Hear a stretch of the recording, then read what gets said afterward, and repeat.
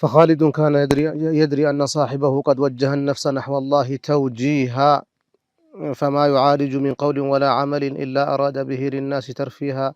لذاك أوصى بأولاد له عمرا لما دعاه إلى الفردوس داعيها.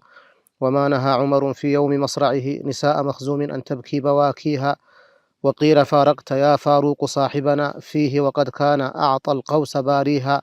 فقال خفت افتتان المسلمين به وفتنة النفس أعيت من يداويها. هبوه أخطأ في تأويل مقصده وأنها سقطة في عين ناعيها. فلن تعيب حصيف الرأي زلته حتى يعيب سيوف الهند نابيها. تالله لم يتبع في ابن الوليد هوى ولا شفى غلة في الصدر يطويها.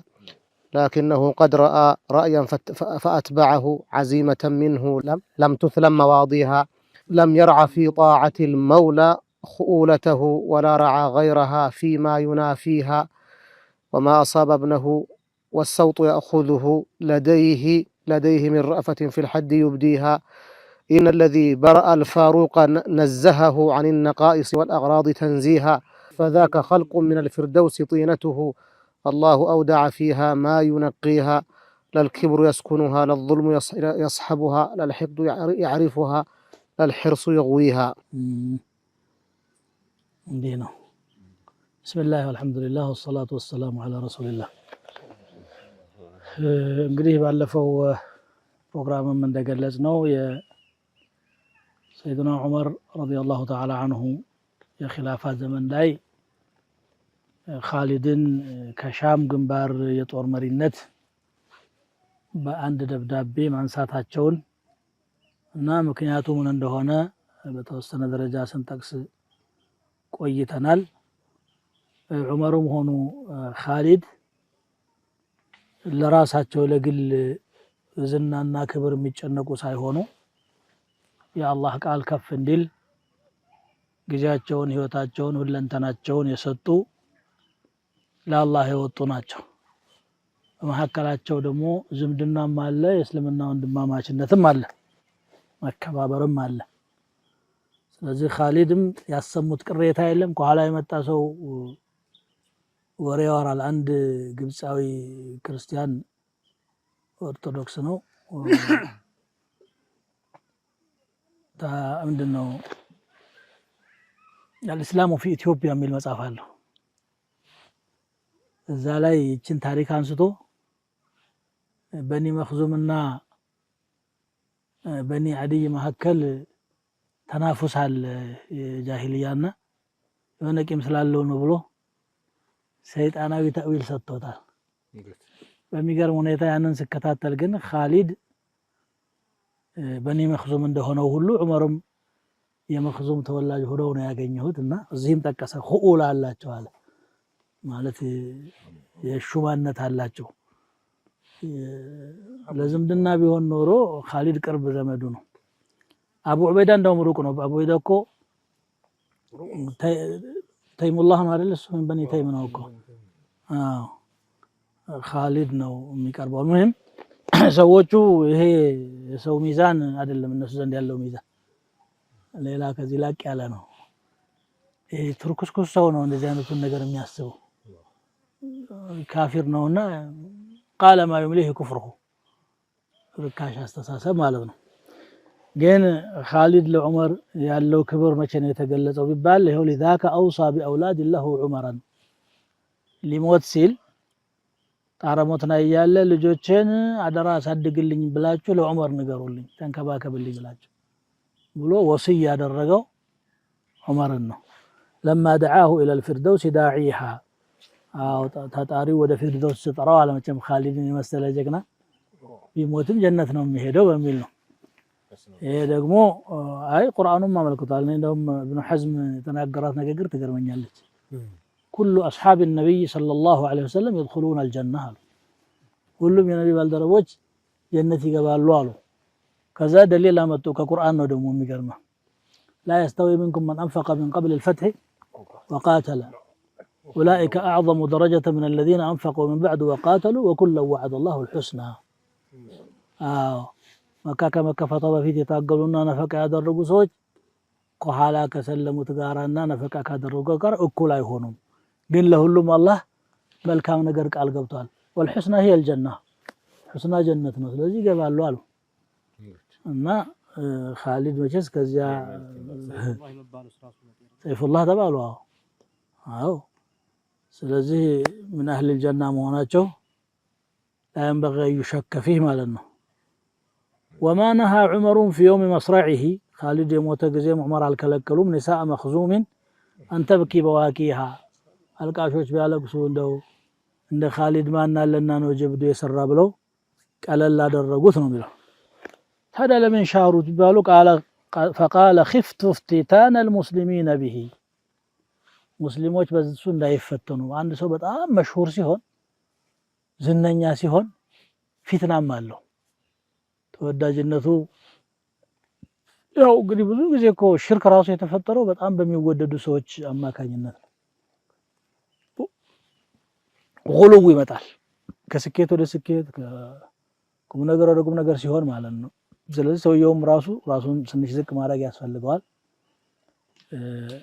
የኸይር አይደለም ብሎ ማሰብ ይገባዋል ኢብቲላእ ነው ብሎ እንጂ አላህ ስለሚወደኝ ነው ባለከራማ ነኝ ማለት አይገባው ራስን መግታት ያስፈልጋል ሰዎችም ደግሞ ሽደቱ ተዓልቅ በመخلوق ተገቢ አይደለም ነብዩ ሰለላሁ ዐለይሂ ወሰለም እኮ ጥለው እንደሚሄዱ ለጊዜ ይናገሩ ነበር ቁርአኑም ተናገረ ወማ ሙሐመዱን ኢላ ረሱሉን قد خلت من قبله الرسل افإما تأوقت ይላል ይገደላል ይሞታል ከሁለት አንዱ ነው ግን ነፍሱ ከዚህ ዓለም መሰናበቱ አይቀርም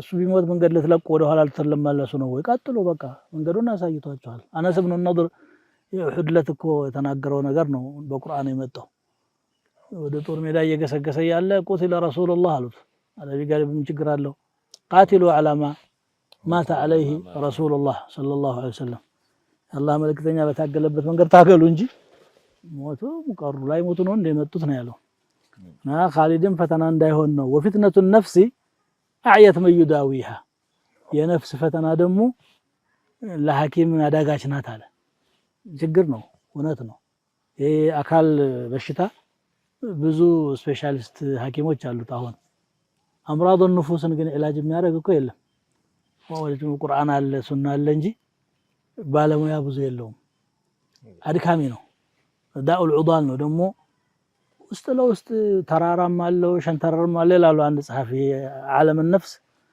እዛ ውስጥ ጊንጥ መባብም ይገባል አሉ የሆነ አምራዶች አሉ ولذلك القرآن ركز على معالجة أمراض النفوس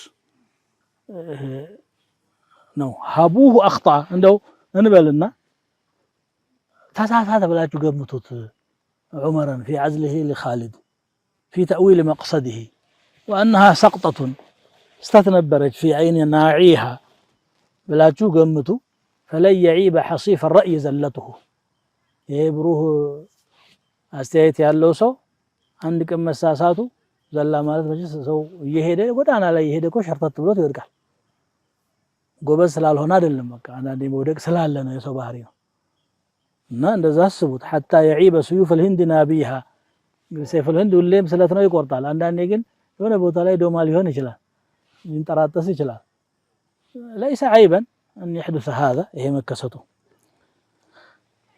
እንዲህም አለ ነው ዑመር ተሳሳቱ ተብሎ ቂም ዑመርን ወደው አይደለም ኻሊድን ወደው አይደለም ዑመርን የሚተቹት ሰዎች አዕዳኡ الله الرافضه قاتلهم الله እንደዚህ አይነት ያነሳሉ ኻሊድም እነሱ ዘንድ ጥሩ ሰው አይደለም ፍቱሃት እስላሚያን እኮ እንደ ጀሪማ ነው የሚያወጣው እነዚህ ሺዓዎች አይደል እንደው ስንቱን ሀገር በጉልበት እንትን ይያሉ ዘረፉት ነው የሚያወሩት هل رضيتم عن خالد حتى تعيب عمر ስለዚህ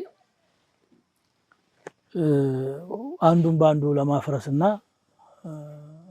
ሁዱል የነበሩትን ሰሃቦች ሸክ እነሱ ላይ ለማስገባት የሚያወራ ምቀኛ ጆሮ ሊሰጠው አይገባም ማለት ነው تالله لم يتبع في ابن الوليد هوى بوليد ልጅ ሐዋውን አልተከተለም ዑመር بالله يهونبني ولا شفا غلة ቂምንም አይደለም የፈወሰው في الصدر يطويها ቋጥራት የነበረውን የተበቀለ አይደለም لكنه قد رأى رأيا عند ሐሳብ ታየው فأتبعه عزيمة እንዲህ ነው ጀግና ደግሞ ጥሩ ሐሳብ ከመሰለው إذا عزمت توكل على الله ነው።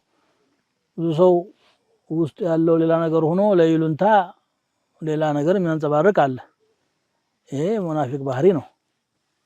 ዑመር ደግሞ ሲያልፍ አይነካውም። ለሙስሊሞቹ መስለሐው ይሄ ሰው ወደ ኋላ ቢመለስ ነው ሚል ካሰበ ያንን ደግሞ በዓዚማ መቀጠል ነው ያለበት። ያንን ያደረገው ለም تسلم مواضيها ስለቱ ያልተቆረጠ ነው።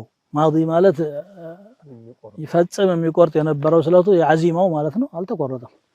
لم يرع في طاعة المولى خؤولته አጎትነቱን አልጠበቀም።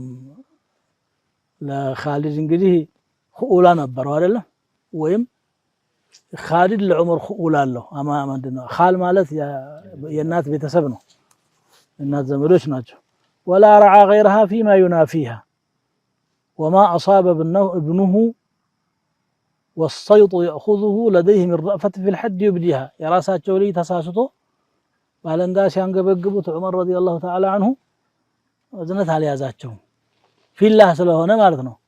የአላህ ሐድ ሲቋቋም ደግሞ አላህ ነው ያለው ولا تأخذكم رأفة في دين الله إن كنتم مؤمنين ያለው አላህ ሙእሚን የሆነ ሰው የአላህን አምር ለማስፈጸም ምንም ማነቆነቅ አያስፈልገው በቆራጥነት መፈጸም ነው ያለበት። ይሄማ ዓዚማ ማጣት ነው የሚሆነው።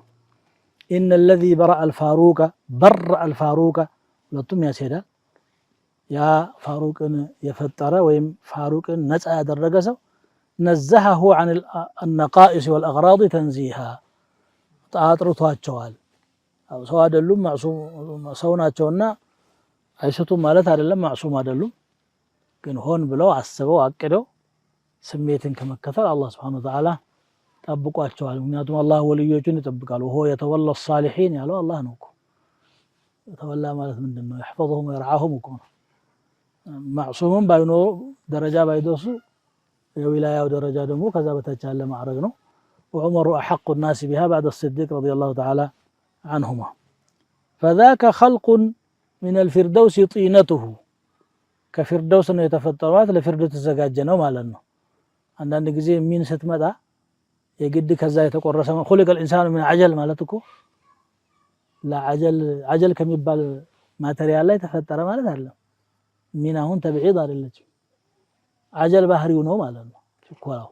ይሄም ደግሞ ፊርደውስ ነው የተخለቀችው። الله اودع فيها ما ينقيها የሆነ ቆሻሻ እንኳን ቢነካት የሚያጠራትም እዛው ውስጥ አለ ለልኪብሩ يسكنها ኩራት የዑመር ነፍስ ውስጥ አይኖርም። ዑመር ረዲየላሁ ተዓላ عنه شديد التواضع ናቸው። ሰውን ሲያገለግሉ ራሳቸውን ዝቅ ሲያረጉ እሳቸው ያሸነፉት በአንደኝነት ደረጃ ነፍሳቸውን ነው። ለظلم يصحبها ሰው ደግሞ የቸገረው ነፍስን ማሸነፍ ነው እንጂ ጡንቻ ያለው ሰው ሁላ እኮ ሌላው ተገዳዳሪውን ያሸንፋል። ليس الشديد بالسرعة የተባለው ለዛ አይደል?